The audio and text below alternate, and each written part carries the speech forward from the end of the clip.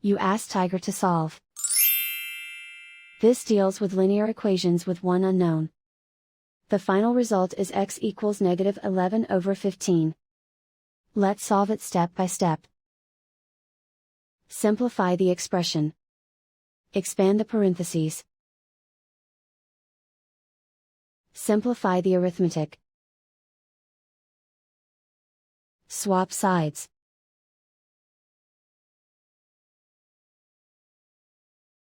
Group all constants on the right side of the equation. Subtract 165 from both sides.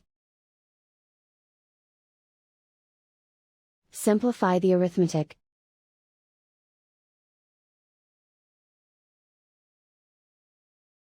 Isolate the x. Divide both sides by -15. Cancel out the negatives. Simplify the fraction.